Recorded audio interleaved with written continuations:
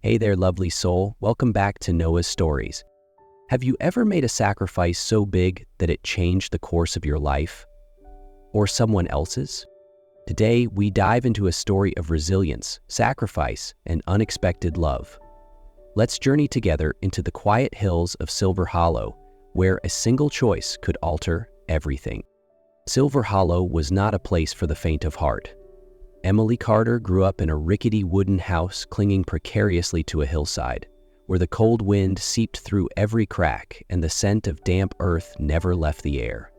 Her father, Robert Carter, a former coal miner with calloused hands and a stooped back, scraped by with odd jobs whenever he could find them, patching leaking roofs, unloading shipments at the depot, anything that could bring in a few spare dollars. Every winter, his heavy, rattling cough echoed through their home, a cruel reminder of the dark years he spent underground. Her mother, Linda Carter, spent her life hunched over a battered sewing machine, her eyes permanently shadowed from endless sleepless nights, sewing clothes for townsfolk. The meager coins she earned barely covered cheap bread, old potatoes, and, if fortune smiled, a little scrap of meat. Luxuries had no place in their lives. From a young age, Emily understood hunger intimately. She would quietly push her small share of food onto her younger brother Evan's plate, the frail boy prone to lingering illnesses. "I already ate, you go ahead," she would say, forcing a reassuring smile even as her own stomach twisted in protest. After supper, Emily often retreated to the creaky old porch swing, gazing at the dark, brooding mountains on the horizon, whispering small, desperate dreams that someday her family would no longer have to count every penny just to survive. Amid the bleak gray of poverty, Emily Carter clung to the only fragile hope her parents had always believed in: education. Linda often repeated, her voice hoarse with exhaustion, "That diploma is your ticket out of here, Emily."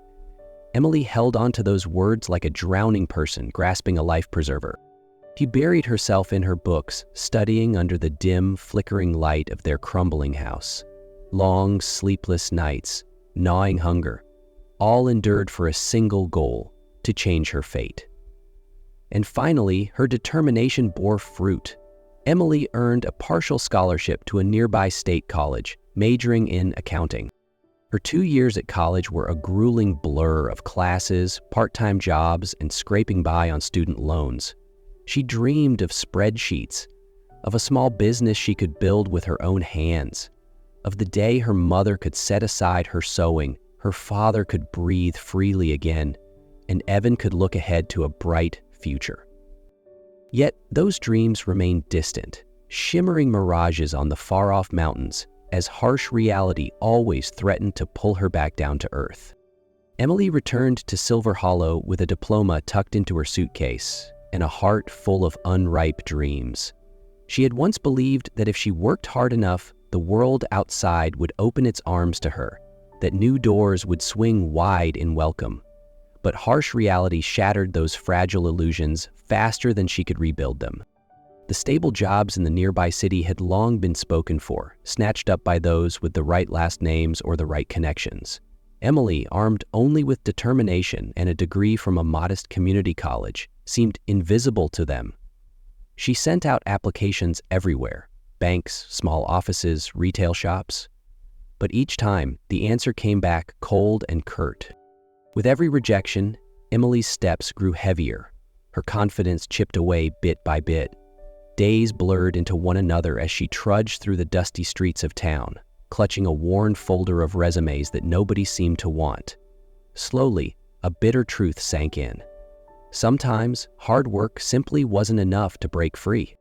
At last, Emily accepted the only job available: a bank teller position at the tiny branch in the heart of Silver Hollow, a job that required no degree, no dreams, only the ability to count money and paste on a tired smile. Day after day, Emily sat behind the thick pane of glass, watching the same weary faces shuffle in to deposit checks, withdraw cash, beg for small loans. The clatter of coins, the whir of receipt printers. These sounds became the dull, ceaseless rhythm of her days. In rare moments, when she lifted her gaze from the counter and looked out the dusty bank window, Emily would glimpse the distant gray mountains lining the horizon. The dreams she once nursed of a cozy shop, of her family secure and smiling, now drifted farther and farther away, like mist dissolving into the sky. A quiet, gnawing fear took root in her soul. Perhaps this, the endless cycle of dreary days, forced smiles and meager paychecks, was all life would ever offer her. Daniel Whitmore drifted into Emily's life like a soft breeze stirring the stillness of her monotonous days. He appeared almost daily at the tiny bank branch where she worked. An elderly man, neatly dressed, his silver hair always carefully combed, his demeanor tinged with solitude and quiet restraint. At first, Emily barely paid him any mind.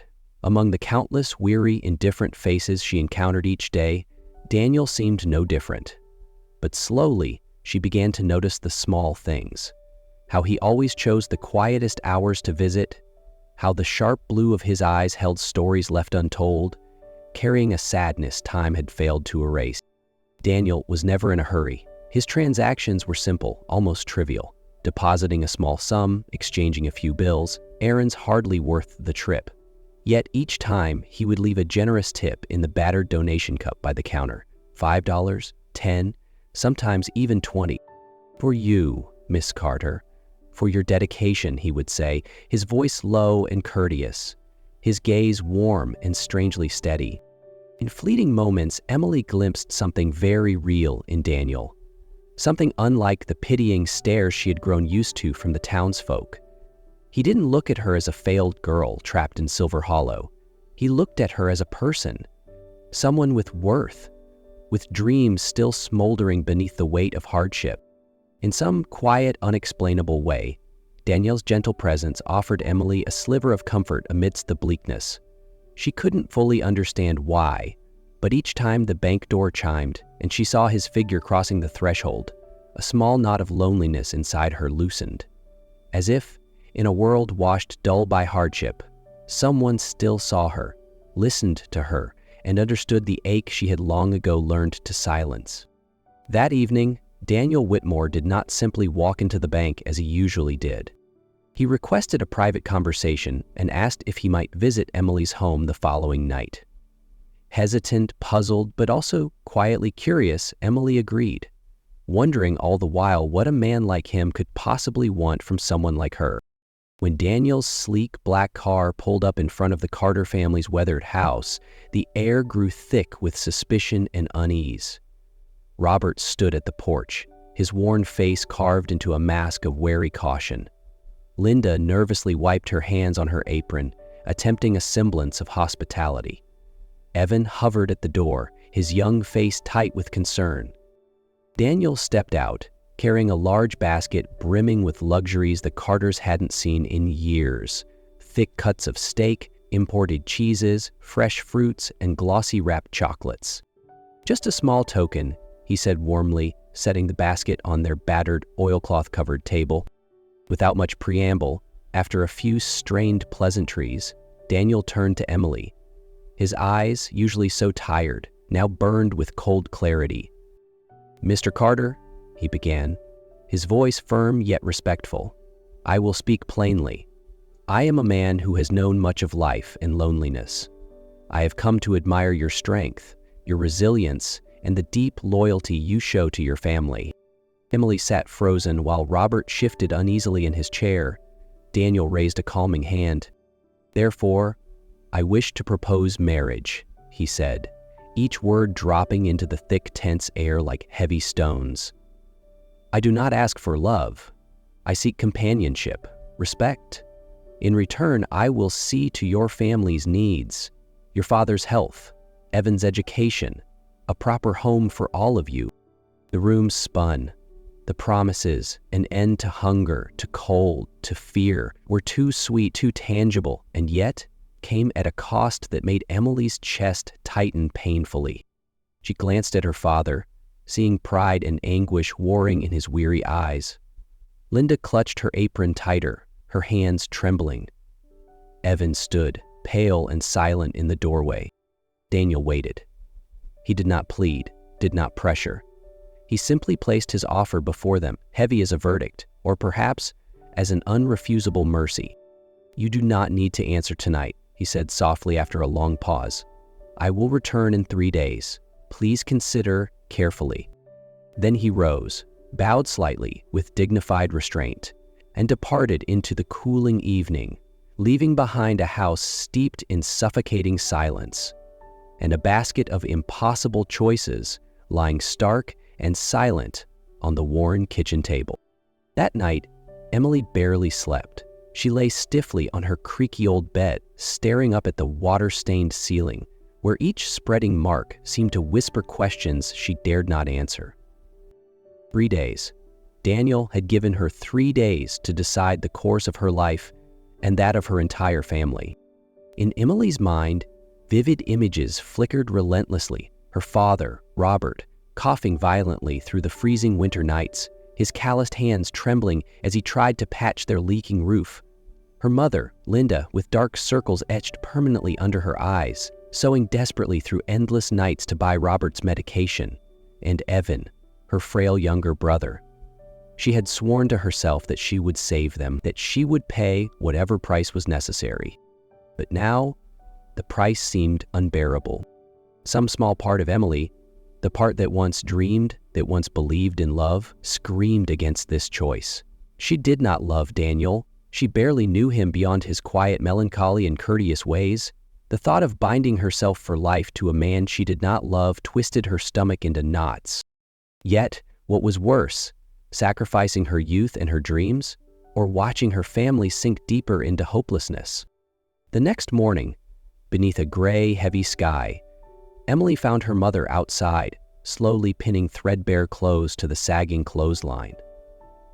Every movement Linda made was heavy, labored, as if she bore the weight of the entire world. "What should I do, Mom?" Emily asked, her voice shaking. Linda paused, turned to her.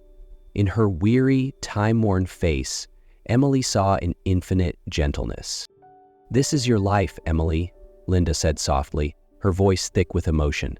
"Don't do anything just for us if it will make you miserable. Somehow we'll make it through. We always do."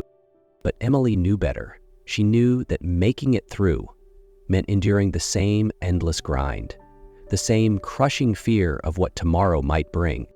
As the sun dipped behind the mountains, Emily sat at the wobbly kitchen table, facing her parents and brother, her hands trembling in her lap. She drew a deep, steadying breath. "I've made my decision," she said, her voice stronger than she expected. "I will say yes." The room seemed to freeze. Robert closed his eyes. Linda wept quietly. Evan slammed his palm against the table and shot to his feet, his eyes burning with helplessness.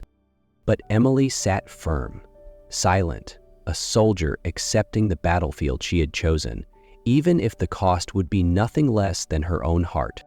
The wedding day arrived under a heavy, gray mist, as cold and bleak as Emily's own heart. She stood before the cracked mirror in her old bedroom, staring at the unfamiliar reflection. The second-hand white dress, clumsily altered by her mother's tired hands, looked faded and tired under the dim, uneven light. Holding a small bouquet of wildflowers Evan had gathered that morning, Emily stepped into the town's tiny church, a place where peeling walls and faded stained glass windows could not hide the marks of time. Daniel Whitmore waited at the end of the aisle, dignified in a dark suit. Emily walked toward him, each step heavy, her arm clinging tightly to Robert's, as if seeking an anchor against the inevitable. When she spoke her vows, her voice trembled, catching painfully in her throat. A soft sob escaped as Daniel slid the heavy gold wedding band onto her finger. Silent tears streamed down her cheeks, mistaken by the few guests, some neighbors, and Daniel's lawyer, as tears of joy. Only Emily knew the truth. They were the tears of a dream being buried forever. After the cold, hollow wedding, Daniel drove Emily to his mansion, a grand, imposing structure, as empty and silent as the space inside her heart. The vast house swallowed her small figure whole, each footstep echoing like a reminder of how misplaced she truly was. Daniel politely wished her good night and disappeared down the dim hallway. Emily collapsed onto the edge of the silk-covered bed, feeling utterly adrift. Wrapped in the soft robe he had provided, she felt more like a bird trapped in a gilded cage than a bride. As night deepened, Emily heard the soft sound of running water from the adjoining bathroom. Worry gnawed at her. Daniel, whom she still believed was an old man, could have fallen. Hesitant, she tapped lightly on the door. No response. Her heart pounding, she slowly pushed the door open, and the world tilted violently off its axis. Bathed in the bright white light stood a young man, perhaps in his 30s, lean and strong, damp dark hair falling across his forehead, and those same sharp blue eyes watching her with concern. Emily staggered back, slamming into the wall. "Who are you?" she gasped, panic flooding her voice. The man extended a hand toward her, his voice low and urgent. "Emily, please." "Don't be afraid. It's me, Daniel. I can explain." Frozen in place, her chest heaving, Emily stared at him. Daniel hastily pulled on a robe, stepping toward her carefully. His voice cracked with emotion as he began. "I disguised myself as an old man to fulfill my grandfather's dying wish." Seeing her trembling, he pressed on, his words coming fast, desperate. "Months ago, my grandfather, a wealthy but lonely man, visited Silver Hollow. He wasn't feeling well and happened to stop by the bank where you worked." Daniel's eyes glowed with the memory. "You helped him carry his heavy bags to his car. You stayed by him until he regained his breath. You smiled at him. And when he offered you a tip, you refused. You were simply kind." Emily's breath caught in her throat. A faint, forgotten memory surfaced. The frail old man, the heavy bags, the small, tired smile she had given him. "My grandfather never forgot you," Daniel whispered. "When he died, he left a strange request. That I find you, test your heart, and if your kindness was true, to choose you as my partner." Emily hugged herself tightly, feeling as if the ground beneath her feet had cracked wide open. Everything she thought she knew had shifted, and yet, somewhere in the rubble of her world, a faint glimmer of something new, something terrifying and real, began to stir. A storm of emotions rose violently inside Emily, fierce and chaotic. She hugged herself tightly, every nerve trembling. Betrayed, tested like an object. She had sacrificed her dreams, her youth, her very future, for a marriage born out of lies. Tears welled up, burning and bitter. You played with my life," Emily choked out, her voice breaking with rage. "Everything I endured was just a test for you." Daniel dropped to his knees before her, pain etched deep in his features. "And you doing exercise to help you heal?" "At first, yes," he confessed in a broken whisper. "But then I saw the real you, your strength, your kindness, your selfless love. I didn't just respect you, Emily, I fell in love with you. Truly." Emily clutched the robe tighter around her, her heart torn between two wild, warring forces, searing pain and the aching need to believe. She wanted to believe him, wanted to believe that after all the deceit, there was still something pure and simple, that he loved her for who she truly was. But the wound inside her was too raw, too deep. Emily turned her face away, silent tears slipping down her cheeks. Daniel remained kneeling there, motionless, waiting, as if he understood that in this moment, every choice now belonged to her. A heavy silence filled the room, pressing down on Emily's chest like lead. She sat there, silent tears tracing down her cheeks, listening to the shallow sound of her own breathing in the vast, suffocating space.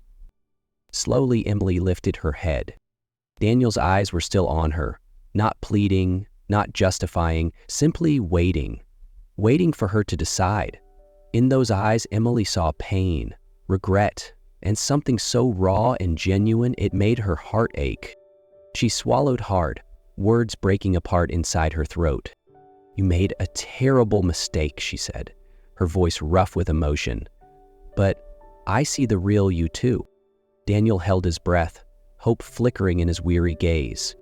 Slowly, Emily extended her hand, her fingers trembling. "I can't promise to forgive you right away," she whispered. "But if we start again, with honesty this time."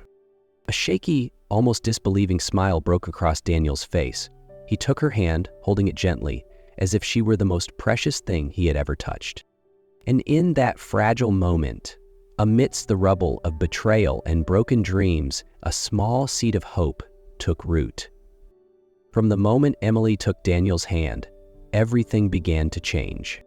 Daniel kept his promises not with words alone, but through real, tangible actions. He brought Robert to the big city, hiring the best doctors to treat the lung disease that had plagued him for years. The relentless coughing that once haunted their nights faded away. For the first time in years, Robert could step onto the porch and draw in a deep breath without pain.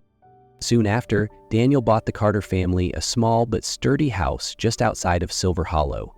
The new home had a strong roof, bright white walls, and a sun-drenched garden, luxuries they had never dared dream of before. Evan was not forgotten. Daniel sponsored his enrollment at a prestigious trade school. The light that had once dimmed in Evan's eyes now burned brightly again, fueled by hope and purpose. One evening, as the sun dipped behind the distant mountains, Emily leaned her head against Daniel's shoulder on the porch of their new home. She closed her eyes, listening to Evan's laughter and the soft whisper of the breeze through the blooming flowers. In that moment, for the first time in so long, Emily no longer felt the heavy fear of tomorrow. For the first time, she dared to believe in a love that was real and a future no longer ruled by survival alone. The road ahead would be long, filled with unknowns, but Emily knew she would not face it alone. Together, they would build a life founded on trust, sacrifice, and, above all, love. And somewhere beyond the mountains, under the same vast sky, a new beginning was waiting. One they would create side by side. If this story touched your heart even just a little, don't forget to like, comment, and share your thoughts below. Tell me, have you ever faced a moment where love, sacrifice, or hope changed everything? Subscribe to Noah's Stories for more heartfelt journeys. Until next time, stay kind and keep dreaming.